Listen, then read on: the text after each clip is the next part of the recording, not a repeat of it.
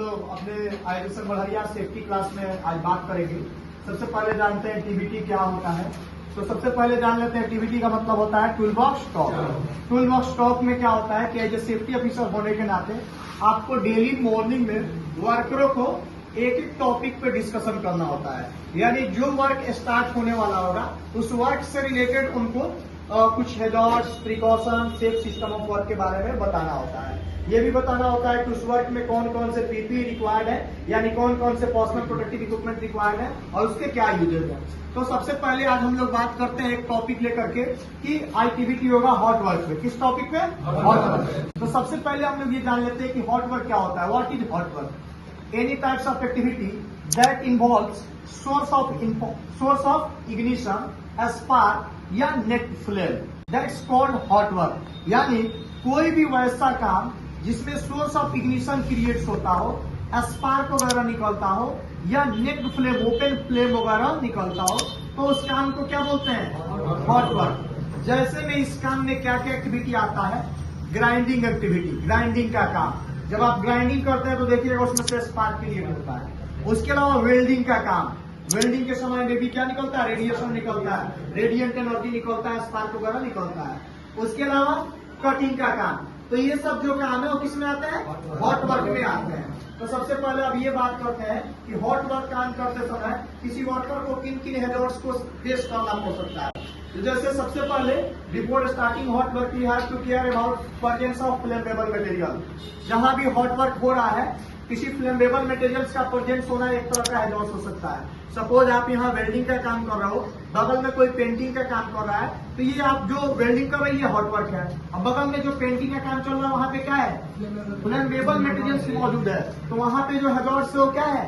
Fire create होने का हेजर्ड्स है। तो फायर भी हो सकता है, एक्सप्लोजन भी हो सकता है, प्रेजेंस ऑफ फ्लेमेबल मटेरियल्स भी होता है। उसके अलावा इलेक्ट्रिक शॉक भी हो सकता है। उसके बावजूद आप बात करते हैं तो वहाँ पे जो काम करने वाले मशीन्स हैं उसमें क्या है कि इलेक्ट्रिक केबल्स का डैमेज होना भी एक तरह का हेजर्ड्स है। उसके बावजूद और इलेक्ट्रिक शॉक हो गया, इलेक्ट्रिक्यूशंस बोलते हैं उसको। उसके अलावा बात करते हैं कि जब भी कोई एक्टिविटी होता है हॉट वर्क, तो उसमें जब आप क्या करते हैं?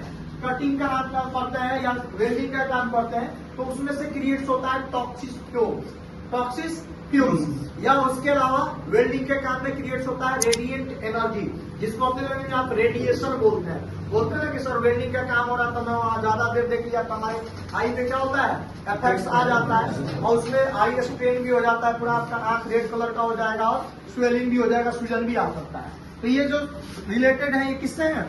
हॉट वर्क से रिलेटेड कुछ खतरा है। इसके अलावा जैसे बात करते हैं कि प्रिकॉशन में क्या होगा, तो हॉट वर्क स्टार्ट करने से पहले आपका जो एरिया वो बैरिकेटेड होना चाहिए, एरिया सेपरेट होना चाहिए कि इस एरिया में हॉट वर्क हो रहा है। उसके अलावा वहाँ पे साइन बोर्ड लगा होना चाहिए, उस साइन बोर्ड पे लिखा होना चाहिए hot work on under progress या हॉट वर्क का काम प्रगति पे, इस तरीके से हिंदी में भी हो सकता है। उसके बावजूद वहाँ पे आसपास कोई भी फ्लेमेबल मटेरियल है उस एरिया में, तो उसको सबसे पहले एलिमिनेट करना, वहां से फिजिकली रिमूव करना है। जब आप ये काम कर लेते हैं तो क्लियरेंस लेने के बावजूद वर्कर को ट्रेनिंग देना पड़ेगा। ट्रेनिंग के अलावा आपको रिस्क असेसमेंट क्रिएट करना पड़ेगा। उसके बाद आप परमिट लेते हैं। जब परमिट ले लेंगे, काम स्टार्ट करना है, तो काम स्टार्ट करने से पहले जो भी मशीन या इक्विपमेंट्स है उसका इंस्पेक्शन होता है। जैसे वेल्डिंग मशीन है तो उसका इलेक्ट्रिक केबल देखेंगे, कनेक्शन देखेंगे कि वेल्डिंग का कनेक्शन जो भी होगा इंडस्ट्रियल प्लग के थ्रू होगा, और जब भी उसका कनेक्शन होगा तो पैनल बोर्ड से ही होगा, शॉर्टकट नहीं लेना है। कई जगह देखिएगा कि थोड़ा देर का वेल्डिंग का काम है, टोका फंसा लेते हैं, बीच से ज्वाइंट मार के कर लेते हैं, तो ऐसा नहीं होता है। साइड पे ये सेफ्टी के रूल के अकॉर्डिंग नहीं है। सेफ्टी का रूल यही कहता है कि आपको अगर वेल्डिंग का काम करना है तो आपका इलेक्ट्रिक केबल जो है वो सेपरेट होना चाहिए, और उसके अलावा उसका जो कनेक्शन है वो पैनल बोर्ड से होना चाहिए, और वो भी इंडस्ट्रियल प्लग के थ्रू ही होना चाहिए। उसके अलावा जो भी आपका इलेक्ट्रिक का डिवाइस है उसमें ELCB वगैरह का इस्तेमाल करना है, अर्थ लीकेज सर्किट ब्रेकर का, ताकि इन केस ऑफ इमरजेंसी किसी को इलेक्ट्रिक शॉक लग जाए तो क्या हो, ELCB ट्रिप कर जाए और आपका मशीन ओवरलोड होने से बच जाए और किसी वर्कर को भी इलेक्ट्रिक शॉक ना लग जाए। उसके अलावा बात करते हैं कि वहाँ के वर्कर जो है कॉम्पिटेंट और ऑथोराइज पर्सन ही होने चाहिए। उस एरिया में अनऑथोराइज पर्सन का एंट्री प्रोहिबिटेड होना चाहिए। उसके अलावा बात करते हैं कि वहाँ पे एक कॉम्पिटेंट फायर वॉचर होना चाहिए इमरजेंसी अरेंजमेंट्स के लिए। और सुटेबल तरीके का फायर एक्सटिंग्विशर प्रेजेंट हो। अदरवाइज क्या होता है कि आप फायर एक्सटिंग्विशर रख लिए हैं लेकिन एक कॉम्पिटेंट फायर वॉचर नहीं रखते हैं, तो जब आग लग जाएगा तो किसी को पता ही नहीं है कि कैसे अप्रोच करना है, how to operate the fire extinguisher. इसीलिए बोला गया इमरजेंसी अरेंजमेंट के लिए कि फायर एक्सटिंग्विशर के साथ साथ एक कॉम्पिटेंट फायर वॉचर भी होना चाहिए। उसके अलावा जो भी एक्टिविटी आप करने वाले हैं उसका आपके पास ऑथोराइजेशन परमिट होने चाहिए और उसमें वहाँ के साइट इंजीनियर के पास, वहाँ के क्लाइंट्स के पास और आपके पास जो भी चीजें हो प्रॉपर इंफॉर्मेशन और एक तरीके से ट्रेनिंग कंडक्टेड होना चाहिए।